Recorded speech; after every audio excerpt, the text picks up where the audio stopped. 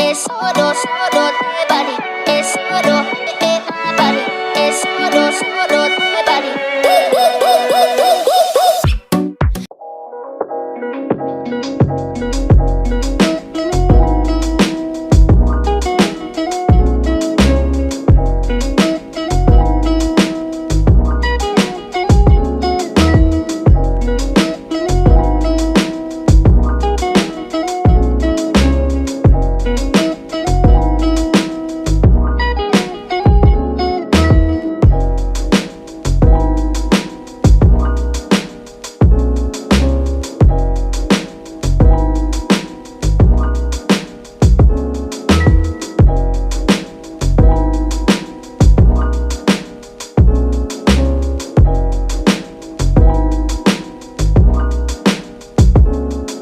Bom, então entre um dos temas das outras regionalizações do espaço mundial, que é o tema da nossa aula que continua hoje, o PIB é um dos assuntos que a gente vai discutir.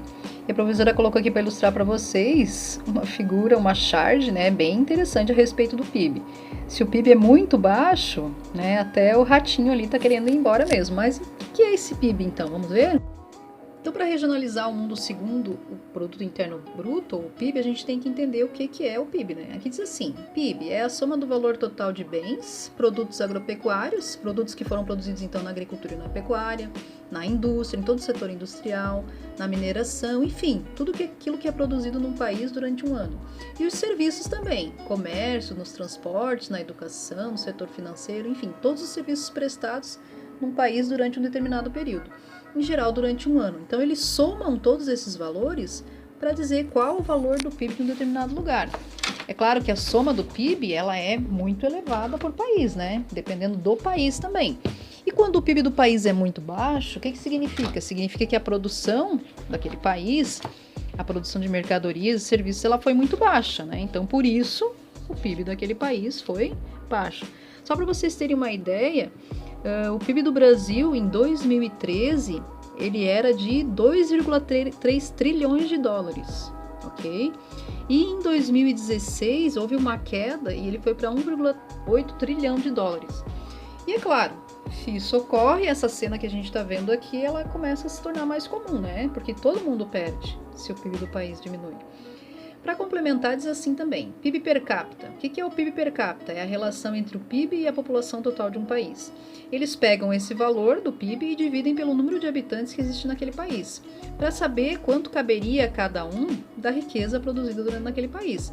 Claro que a gente não vai receber aquele valor que tem ali naquela conta, né? A gente sabe, deu lá aqui no Brasil, o PIB per capita durante um ano é tantos mil dólares. Não significa que a gente recebeu esse valor. Mas se fosse dividir para todos os habitantes, seria esse, ok? E a gente sabe que isso não acontece. Tanto é que essa cena aqui é uma cena comum, né? Tanto com alto PIB ou baixo PIB, no caso do Brasil.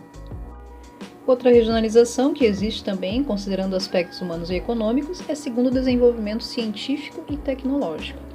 O que seria isso? Aqui diz assim, o desenvolvimento científico e tecnológico é resultado dos grandes investimentos que os governos de países como os Estados Unidos, Japão e os países mais desenvolvidos da Europa, que a gente já viu que são países desenvolvidos, né, ocidental, realizam na educação, em centros de pesquisa, tanto de universidades como de grandes empresas, o que lhes permite ter a liderança científica, tecnológica e, consequentemente, mais poder nas relações internacionais.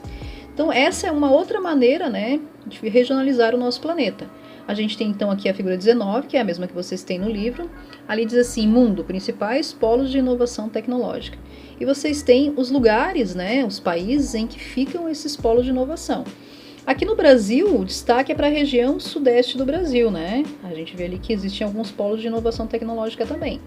E lá, principalmente Estados Unidos, Europa, né, ocidental, alguma região da Ásia, ali entre o Japão e etc. Mas será que aqui no Brasil não existem outros polos de inovação tecnológica? E aqui perto da gente? Será que também não tem? Nem que sejam pequenos polos, mas será que não se desenvolve tecnologia ali? Isso é uma questão que vocês vão pesquisar depois no exercício, ok? Outro critério, então, utilizado para regionalizar o mundo seria segundo o Índice de Desenvolvimento Humano, que é chamado de IDH. Vocês com certeza já devem ter ouvido falar sobre IDH. Mas o que é o IDH? Ali diz assim, é um índice utilizado pelo Programa das Nações Unidas para o Desenvolvimento, a fim de avaliar as condições de vida de um país. Então, a partir desse índice, que vai de 0 a 1, a gente vai ver lá na frente, eles conseguem, analisando alguns critérios, né, alguns fatores, dizer se as condições de vida naquele país são boas ou não, certo?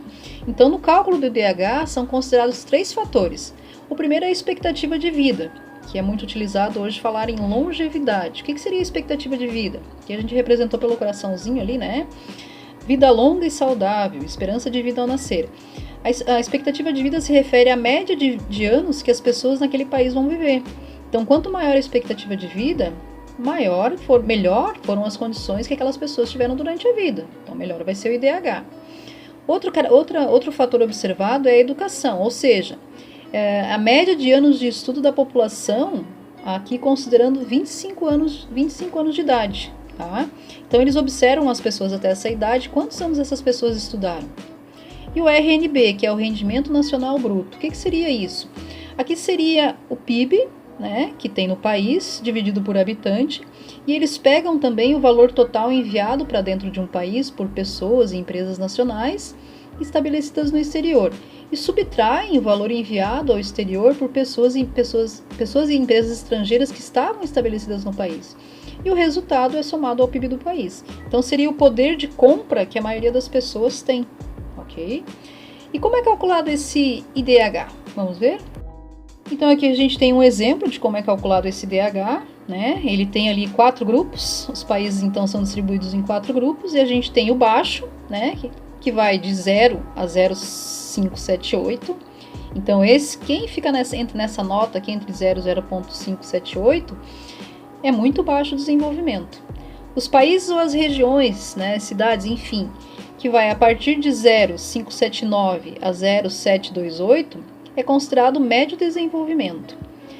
Aqueles que vão de 0,729 a 0,810 é considerado um desenvolvimento alto, IDH. E aqueles que são superiores a 811 é considerado muito alto o desenvolvimento do IDH. Ou seja, quanto mais próximo a 1, mais alto é o IDH. Ele vai só de 0 até 1. Okay? Ele pode ser considerado para apurar o desenvolvimento de cidade, de estados, de regiões e de países. Aqui a professora colocou para vocês um exemplo do IDH de macro-regiões brasileiras, né, das nossas 5 regiões, nos anos de 91, de 2000 e 2010. Eles fizeram um comparativo para ver aqui. A gente consegue observar, por exemplo, que no ano de 2010, o IDH de todas as regiões do Brasil, ele melhorou muito, não só no ano de 2010, como de todos os outros, né? A região sul, por exemplo, no ano de 2010, o IDH da região sul era de 0,75 e a região sudeste um pouco acima disso, né? A região que menor IDH tinha nesse período era e continua sendo a região nordeste do Brasil, né? Essa é que apresenta o menor IDH a nível de todo o nosso país. Assim como tem o IDH do Brasil também. Vamos dar uma olhada? Então, essa regionalização aqui é a mesma que vocês têm no livro, né? Aqui diz assim, mundo, Índice de Desenvolvimento Humano, IDH do mundo todo, e com destaque o Brasil também. Ali a gente consegue observar que o Brasil está entre os países de elevado IDH, né? A professora está falando para vocês porque eles consideraram o Brasil todo. É claro que se a gente for olhar cada estado do Brasil ou cada região do Brasil, esse IDH vai ser diferenciado, mas numa média geral, o Brasil ficou com um IDH elevado, ou seja, ele está acima de 728, ok? E o Brasil ocupa a 69ª posição nesse ranking. E o maior IDH é o da Noruega, né? A Noruega está com 0,949. E o menor IDH do mundo é o da República Centro-Africana, que tem 0,352 de IDH, que fica no continente africano. Então, vamos comparar agora isso numa linha, num gráfico, para ver como é que fica? Então, aqui nessa linha do Índice de Desenvolvimento Humano, fica mais fácil da gente comparar. De 0 a 1, né? A gente observa a Noruega com o maior IDH, que a gente já comentou. Aí, na América do Sul, a gente tem o Brasil, o Chile e a Guiana, né, que são países da América do Sul, e a gente vai estudar a América esse ano, são países que se destacam no IDH. O Chile, o IDH deles é maior que o do Brasil, pode ver que ali na linha ele está mais próximo a 1, né? o Brasil e na sequência a Guiana, que são os 3 maiores. E lá, por último lugar, a República Centro-Africana, que a gente acabou de falar, que fica na África, que tem um dos menores IDHs do mundo. Ou seja, significa que a expectativa de vida deles é muito baixa, né? A renda per capita de cada pessoa, o poder de compra é muito pequeno, ou seja, o PIB deles é muito pequeno e, consequentemente, isso também vai acontecer. Existem, com certeza, muitas desigualdades sociais, além de que as pessoas, a grande maioria, com certeza não tem acesso à educação, certo? Então, esses são os fatores que eles observam. Essa, então, seria outras formas de regionalizar o espaço mundial de acordo com os critérios econômicos. Espero que vocês tenham entendido e bora lá fazer a atividade. Beijos!